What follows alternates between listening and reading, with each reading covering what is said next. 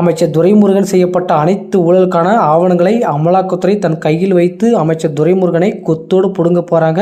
So அதுதான் இனிமேல் நடக்கப் போகுது. வசமாக சிக்கியிருக்காரு அமலாக்கத்துறையிடம்.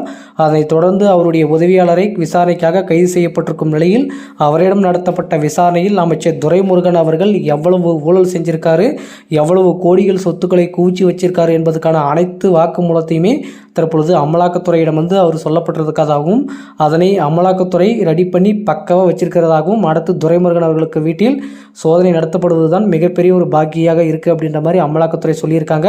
அப்படி சோதனையில் என்னென்ன வாக்குமூலங்கள் கொடுத்துருக்காரு அப்படின்றதை பற்றிய முழுமையாக நம்ம இந்த வீடியோவில் பார்க்க போகிறோம். நீர்வளத்துறை அமைச்சராக இருக்கக்கூடிய துரைமுருகன் அவர்கள் செய்யப்பட்ட ஊழல்கள் கொஞ்ச நாட்களுக்கு முன்பு வெளியே வந்தது. அதனைத் தொடர்ந்து அமலாக்கத்துறையும் கிட்டத்தட்ட 2-3 மாதங்களாக மணல் குவாரிகளில் மட்டுமே தீவிரமாக சோதனை நடத்தப்பட்டது. அந்த சோதனையில் எவ்வளவு மணல்கள் அள்ளப்படுகிறது, அரசு அனுமதிக்கப்பட்ட அளவு மணல்களை விட அளவுக்கு அதிகமாக அள்ளப்பட்டிருக்கா, எவ்வளவு கோடிகள் ஊழல் பண்ணியிருக்காங்க, எங்கெங்கெல்லாம் ஊழல் பண்ணியிருக்காங்க என்பதை அமலாக்கத்துறை தீவிரமாக சோதனை நடத்தப்பட்டு கண்டுபிடிச்சிட்டு வந்துட்டு இருந்தாங்க. ஸோ அந்த வகையில் தான் திடீரென்று அமைச்சர் துரைமுருகனின் உதவியாளர் வசமாக அமலாக்கத்துறையிடம் சிக்கினார்.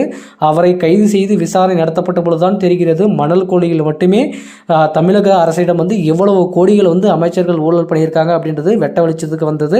அதை தொடர்ந்து தான் துரைமுருகன் அவர்கள் செய்யப்பட்ட ஊழல்கள் வெட்ட வெளிச்சத்துக்கு வந்திருக்கும் நிலையில் அவர் செய்யப்பட்ட ஊழலுக்கான அனைத்து வாக்குமூலத்தையுமே தற்பொழுது அவருடைய உதவியாளர் அமலாக்கத்துறையிடம் கொடுக்கப்பட்டுள்ளதாகவும் அதனைத் தொடர்ந்து துரைமுருகனுக்கு சம்பந்தப்பட்ட பல்வேறு இடங்களில் தீவிரமாக சோதனை நடத்தப்படும் அப்படின்ற மாதிரியும் தகவல் கிடைச்சிருக்கு. அதனைத் தொடர்ந்து இன்னொரு முக்கியமான விஷயம் என்னன்னு பார்த்தீங்கன்னா, திமுகவில் இருக்கக்கூடிய திமுக தலைவர் முதல்வர் ஸ்டாலின் அவர்களுக்கும் துரைமுருகன் அவர்களுக்கும் நீண்ட நாட்களாகவே பயங்கரமான பிரச்சனை போயிட்டு இருப்பதாகவும் அவருடைய உதவியாளர் சொல்லியிருக்காரு. ஏன் எதனால் பிரச்சனை போயிட்டு இருக்கு அப்படின்னு பார்த்தீங்கன்னா, அமைச்சர் துரைமுருகன் அவர்கள் முதல்வர் ஸ்டாலின் அவர்களுக்கு அவர் செய்யப்பட்ட ஊழலிலிருந்து ஒரு பங்கு பணங்கள் கொடுக்கவில்லை என்றும், முதல்வர் ஸ்டாலின் அவர்கள் வயசில் சிறியவர் என்றும், அமைச்சர் துரைமுருகன் அவர்கள் மூத்த அமைச்சராக இருக்கக்கூடிய திமுகவிலே ஒரு முக்கிய அமைச்சரும் மூத்த அமைச்சராகவும் இருந்துட்டு வந்துட்டு இருக்காரு. அதனால தான் முதல்வர் ஸ்டாலின் அவர்கள் அவர் எவ்வளவு ஊழல் செய்தாலுமே அவரால் ஒன்றுமே கேட்க முடியல. ஏன் அப்படின்னு பார்த்தீங்கன்னா, அவர் வயசில் மூத்தவர், அவரால் ஏதாச்சும் கேட்டால் கண்டிப்பாக ஏதாச்சும் பண்ணிடுவார். ஸோ அது காரணத்துக்காக மட்டும்தான் இவ்வளோ நாள் மூத்த அமைச்சர்கள் ஊழல் செய்யப்பட்டதை முதல் ஸ்டாலின் அவர்கள் கேட்காமல் இருந்ததுக்கு ஒரே காரணமாக இருந்துட்டு இருக்கு. ஆனால் துரைமுருகன் அவர்கள் ஒரு படி மேலாவே இருந்துட்டு இருக்காரு.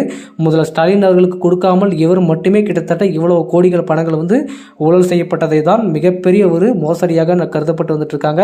ஸோ அமலாக்கத்துறை கண்டிப்பாக ஏற்கனவே முக்கிய 3 அமைச்சர்களை தூக்கியிருக்கும் நிலையில் அடுத்த கட்டமாக மிகப்பெரிய ஊழல் செய்து கொண்டிருக்கும் அமைச்சர் துரைமுருகன் அவர்களை தூக்க போறதாக தற்பொழுது அரசியல் வட்டாரத்தில் பேசப்பட்டு வந்துட்டு இருக்காங்க.